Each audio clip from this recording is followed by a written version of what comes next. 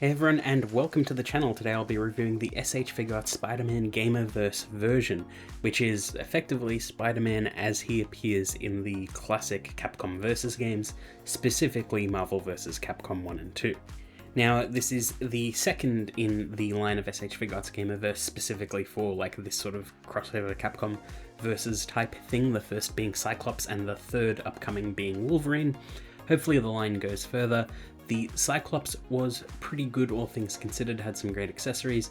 He had a few issues going on, like the blast effects and alternate visors didn't fit quite right on the faces and needed a little extra work to get them fit perfectly, and his sort of harness belt system got in the way of his actual posability and maneuverability, and it could be a little bit of a worry in the long term.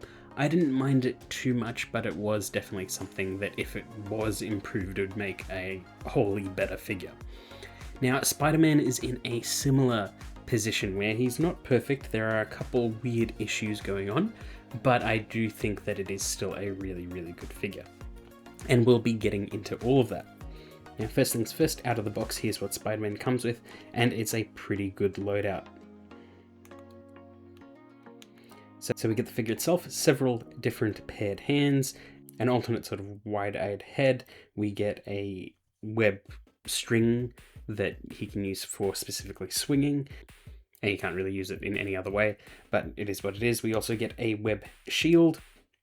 We do get two cardboard cutout sort of sheets that they do a lot for the fighting game characters, like they did it with Cyclops, and they did it with the S.H.Figuarts Ryu and Chun-Li. Basically, they're either backgrounds or, in this case, they're super moves. So this is his ultimate web throw. And, like, it's a little bit of a cop-out. I understand why they do it, but specifically for Spider-Man, it does have an issue, and we'll get into that shortly. We do also get an acrylic piece, as well as parts to attach it to Spider-Man's back for his actual spider sense blaring off, which is pretty cool. Now, taken out of the box and put on a display here is Spider-Man, and he genuinely looks fantastic. Now, the colors are bright and bold, the detailing is really, really nice. He looks like, 90s era Spider-Man from like the cartoons and stuff, and specifically, the video games. And it's just like, when I remember Spider-Man, I remember specifically this look of him, and he looks fantastic. The line work in between all of like his webs and things like that does have a dark red sort of detail in it, and it looks really nice. I think it looks better than if they were to do it black, because the black would read more in that detail, but this sort of seems a little bit more subtle, and it looks really, really nice just in person. Now, I've seen a lot of people complain about the lower half of Spidey's body, where his legs are very, very thick in comparison to sort of the waist segments, as well as the massive breakup of the waist segments with like floating pieces and things like that. I don't really like it that much in terms of function, but in terms of aesthetic, it doesn't really bother me too much, especially in actual poses. In terms of function, it's a little bit awkward, and we will probably get into that when we talk about posability, well, pretty much around now. But here he is next to the Storm Arena Ryu, and it's a really, really fantastic figure. It's Alpha Ryu, so it sort of fits with this sort of era of Spidey in particular. The Storm Arena Ryu does also have an issue that only becomes apparent later, which is some of the plastic on it is made of a different material, and not a particularly great material. It's sort of like the same thing that the Hasbro Transformers had as an issue a few years back, where a lot of the whites would turn yellow over time. So my Ryu's knees are slowly turning yellow, and I am not happy about that. And here's Spidey next to the S.H.Figuarts Cyclops. So you can see they all pair pretty well together and scale pretty well as well, even though Cyclops could stand to be a bit taller. Now, for posability, which is the best and worst part of this figure. So he's got a ball joint in the head and neck, which allows for some fantastic motion. So he can look straight up and he can look down pretty far. The actual movement side to side and around is pretty good. His arms can move up that far, rotate all the way around.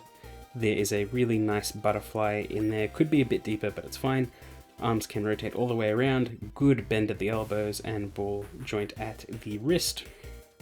He's got a really nice ball joint in the upper torso. It's a little bit loose for my liking, but it is solid enough that it can hold poses no problem. And this is really important because the lower waist cannot rotate. There's just a really flimsy hinge that can go forward just a little bit. It does warn you in the instructions about this. I don't know why they designed it like this. A ball joint would have been fine, but it's weird. He can do the splits that far. He can kick forward and back that far. Technically, he can kick even more forward, but this little waist segment will separate when you do that, and it's prone to breaking, so it's better not to take any chances and don't force the figure, which sucks. He's got an upper thigh swivel, double bend at the knees, as well as a really nice pivot and hinge at the foot and toes. So he's a little bit held back, especially once you sort of go south of the figure's torso, which sucks because Spidey's all about really dynamic poses, in particular things with his legs and how high he can kick, or things like that, and it's just a little bit awkward that he is limited in this way. Now for faces, we get a standard one out of the box, really angular and nice. And then we get these big wide eyes on the alternate head, which is meant to be specifically for the spider sense.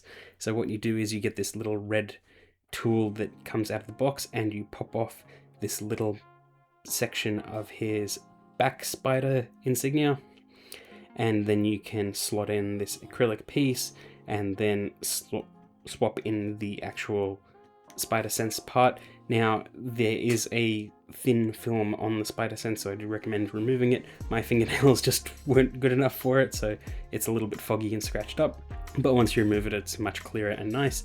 This part can also pivot a little bit, so you can angle it just a little bit to make some more unique poses for the character, which is nice.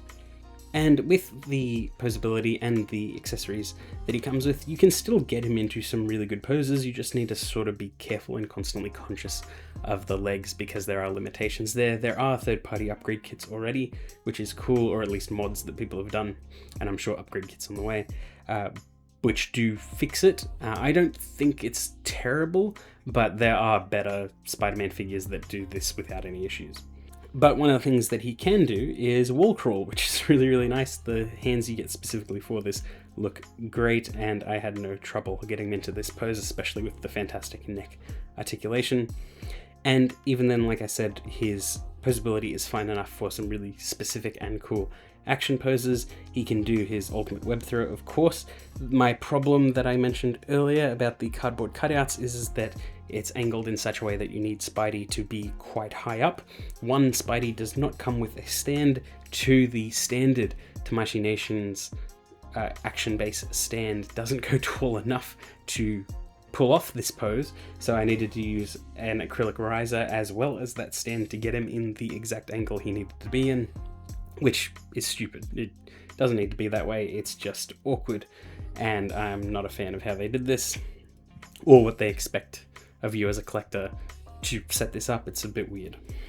But otherwise, I was able to get him into nice web swinging.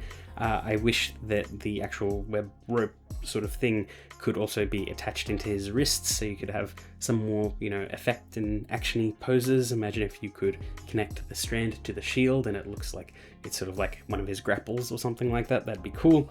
The shield itself is also nice. You get a clear sort of handle that plugs into it that he can hold, and that's all nice and secure. And yeah, in general, I had fun with the figure. It's just, it has some awkwardness.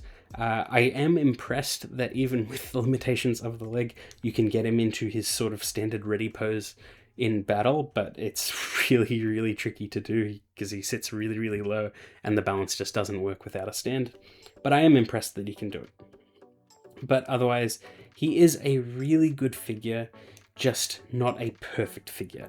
And if this is the consistent sort of thing to expect from the S.H.Figuarts Gamerverse line, I'm a little bit worried about Wolverine because he has fewer accessories than the others as well, and there's nowhere to hide with this one with effects or anything like that. They should have put cool effects besides the cardboard background thing, but there's nowhere to hide with that figure because Cyclops had at least cool effects, and you could say, oh, at least he's got that, and Spidey's got all this web stuff, and still has good articulation, but Wolverine, like there's a lot riding on that, especially since Marvel Legends did do a Gamerverse figure and his proportions were fantastic, just a little bit limited because it is like Marvel Legends, it's a slightly more budget friendly sort of line, even though it came in a 2-pack sort of thing, and that came with an effect pot as well, so there's a bit more riding on Wolverine being good than there would have been for the other two because there wasn't something to directly compare the figures to.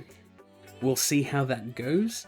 I have gotten rid of my Gamerverse Marvel Legends Wolverine, but I do still have some video and photos of him, so we'll see if we can do a cool little comparison about what these figures can achieve, especially in comparison to game sprites. But I hope that that's not where the Gamerverse line ends. I know they've teased Magneto or Psylocke or something, they've been teasing something, but I am keen to see where they go. A S.H.Figuarts Psylocke would be really good because I don't like the proportions of the Marvel Legends. I think that they missed the mark just a little bit. So I think S.H.Figuarts could sort of pick up from there and make a better one. Alternatively, I would like figures that haven't been made already, so we'll see how it goes. But yeah, that's pretty much it. I hope you enjoyed that video, and I will see you all next time. Oh hi, I didn't see you there. As you can see, I'm hard at work making new videos for the channel. Now, while I'm happy with where the channel is right now, I could use your help.